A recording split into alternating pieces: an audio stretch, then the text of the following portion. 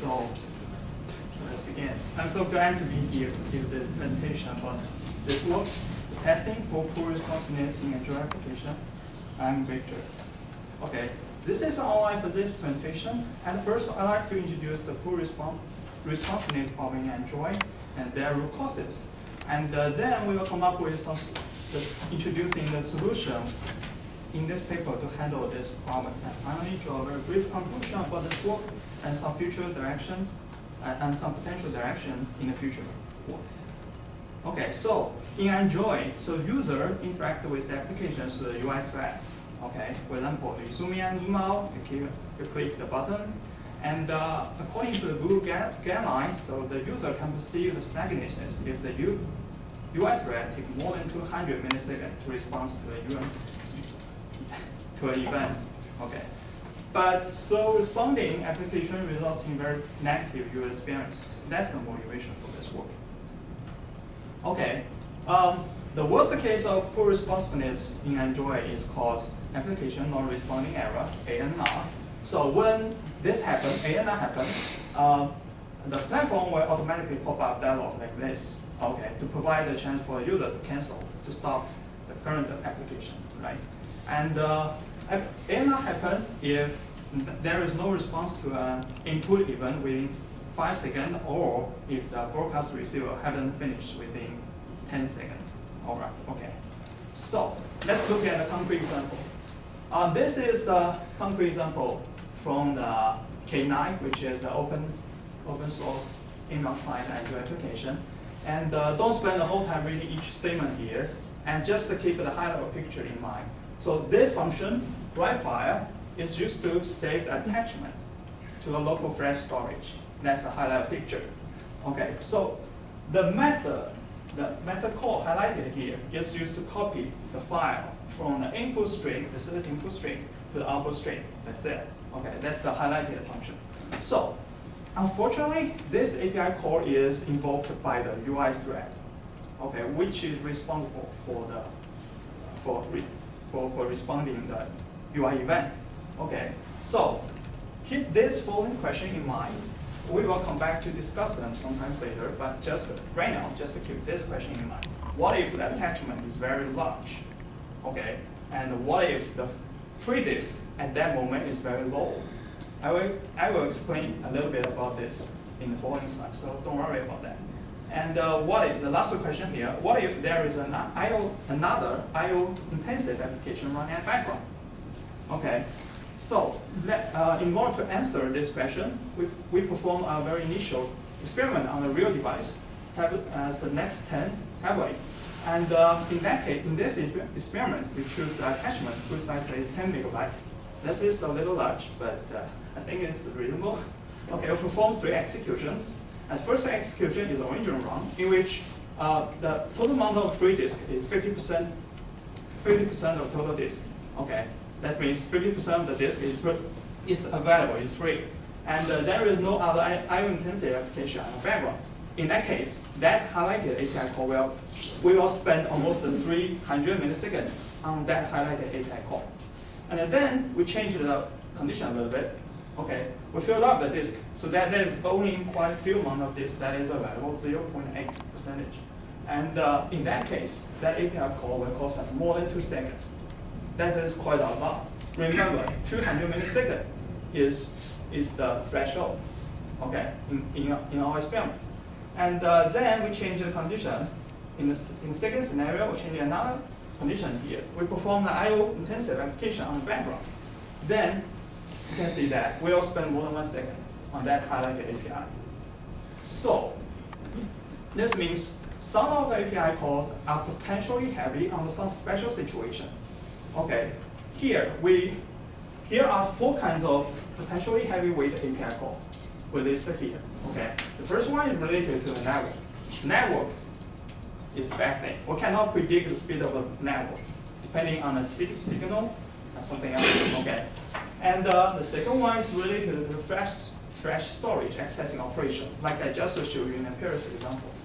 Okay, so the speed of reading or writing file can be affected greatly by many factors, like the disk fragmentation. I will show you that. Okay, let me explain a little bit about this. If you remind that, in this experiment, we filled up the disk. Okay, so there is quite a few amount of disk that is available. In Linux file system, the amount of the disk, free disk, has something related with the disk fragmentation. Okay, that's the key affecting the speed of I/O in this case. Okay, so this is reason I list the example here, disk fragmentation. That is a factor impacting the reading and writing speed.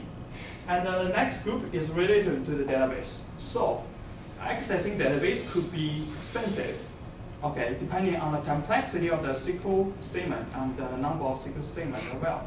And there are many factors that affect the speed of this. And the last group is related to the bitmap processing operation. Okay, the decoding an array or decoding a string to a bitmap objects could be expensive depending on the image resolution or the image size. Okay, so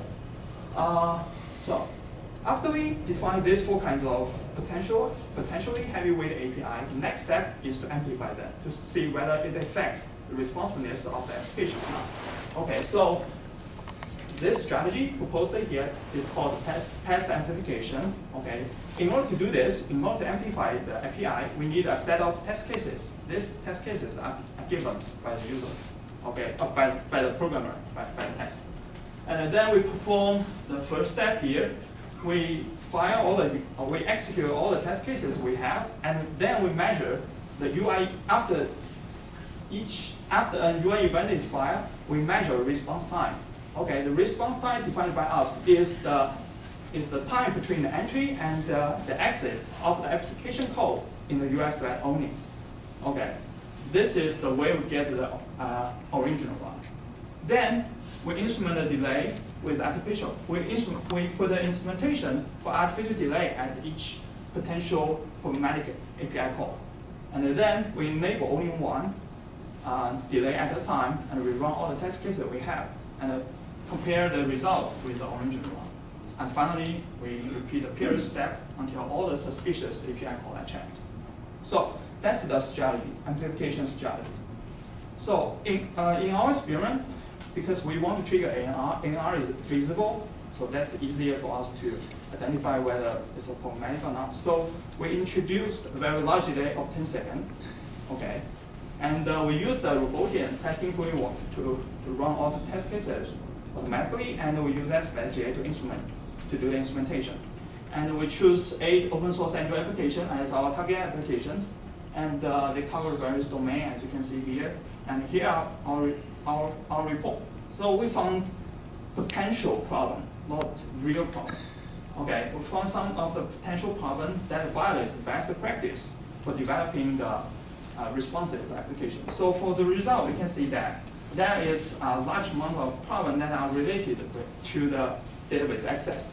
So maybe the developers are not very careful about handling this kind of operation database, but you can see at this point that the developers are very careful about handling the network.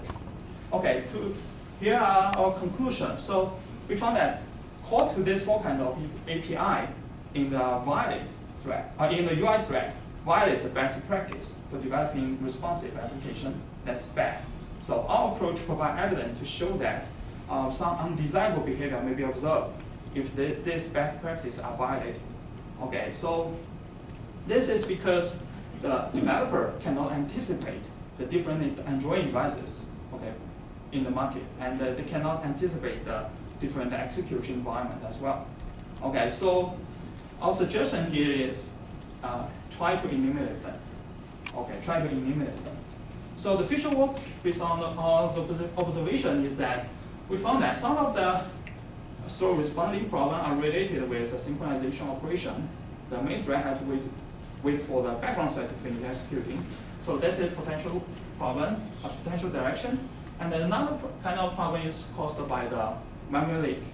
Okay, so as you may notice that our work is based on a set of initial test cases, okay, provided by the tester. So this is another potential direction.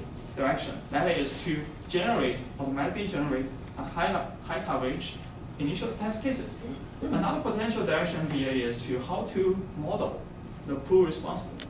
Okay, how to characterize characterize it, like the delay as a function of the fetch storage state, like this. And another direction here is to reflect the code to remove this potential problem. Okay, and so to summarize, the big picture here is that performance analysis for Android is very important.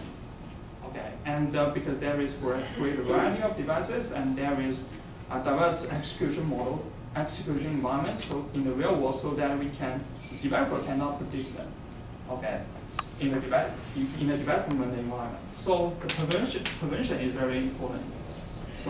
So we can try to use the design pattern or other high-level abstraction to remove it. When we are trying to design an application, we can try some static or dynamic tool to detect them when the application is deployed. So that's it. Yeah, thanks. Thank you.